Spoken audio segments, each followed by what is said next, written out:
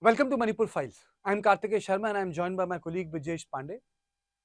The MLAs from Manipur are in Delhi in order to pressurize the center so that there can be a democratically installed government there. The first the assembly was in suspended animation and now there's a full-fledged governor's rule in Manipur.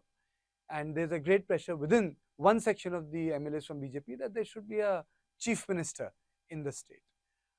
Brijesh, tell me, there have been repeated demands that a chief minister be there in Manipur, but this is primarily coming from the Meitei groups within BJP. The Kukis are not pressurizing the government for a government. They are, in fact, pressurizing the government for a separate administration or a UT.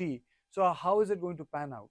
Well, I think, after 1 year of almost 1 year, 10 days short of 1 year of president rule, not much has changed on the ground. The president rule has been imposed. There are a lot of boots on the ground. A fragile peace is there, which is shattered by, a barbaric incident, which again puts back the entire peace process, efforts on the part of the government by another a month or so. What is happening on the ground is that the Meitei group is feeling that, with the imposition of president rule, nothing much is happening. There's an elected government. There are elected representatives. The BJP has 37 MLAs, and the BJP feels that that there should be a government in place, and the governance should be felt by the local population. But as you asked in your question, the biggest challenge is that still remains maximum Meitei MLAs demand.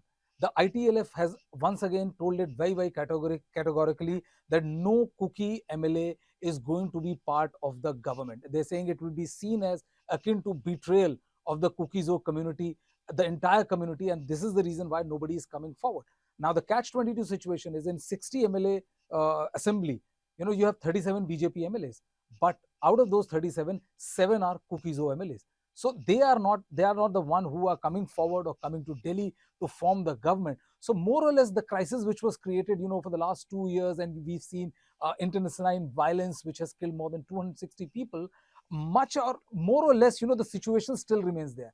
The government has not been able to foster a sense of kinship between the Kukizo community and the Meitei community. And I think till there is some level of, meeting of mind and meeting of hearts, not much is going to take place. So, you're saying that this is primarily the internal power dynamics of Bharatiya Janata Party, in Manipur, where a section of the MLAs feel that, that they should be running the state.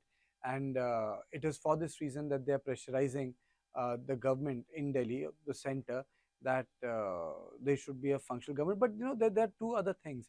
One, is there an alternative to Biren Singh? Because, you know, because a lot of people say that it's unlikely that he will get appointed again, though there are people who are saying that he will be, he is the tallest leader within the BJP. So what are the chances of Biren Singh making a comeback? That is one.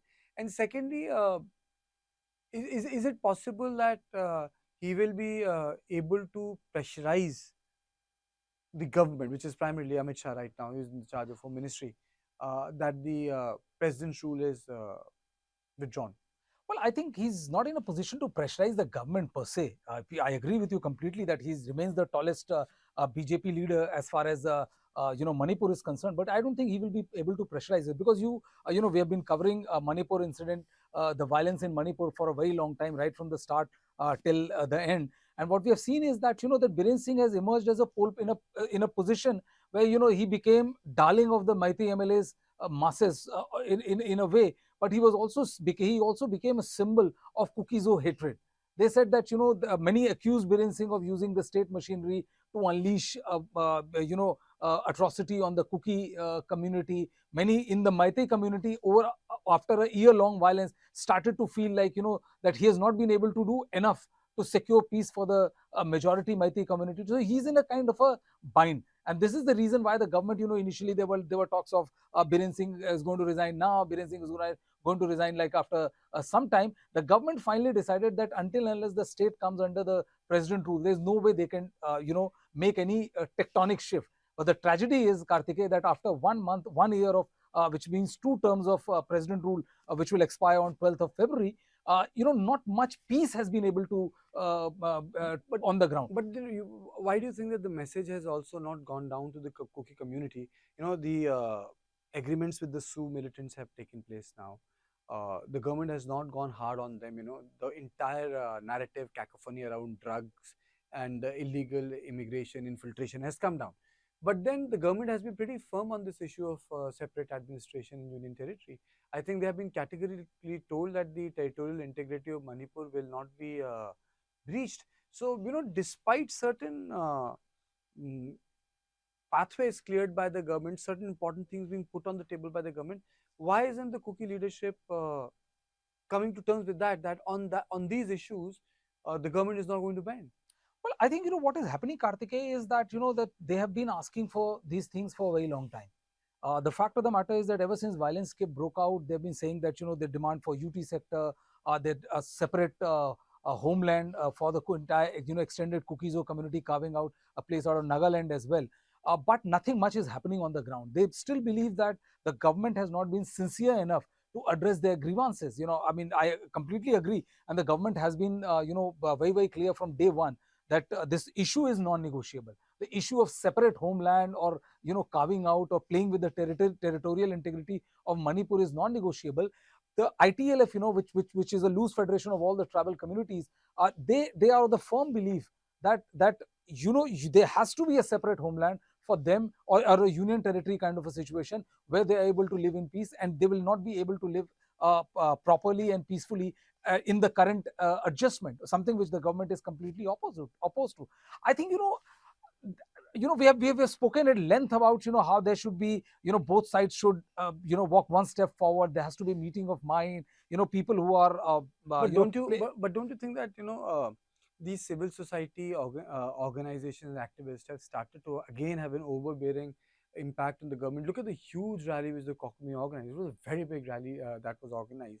Look at the way Kuki organizations, they have such a strong sway. I mean to say their diktat is more powerful than the people working in the government there.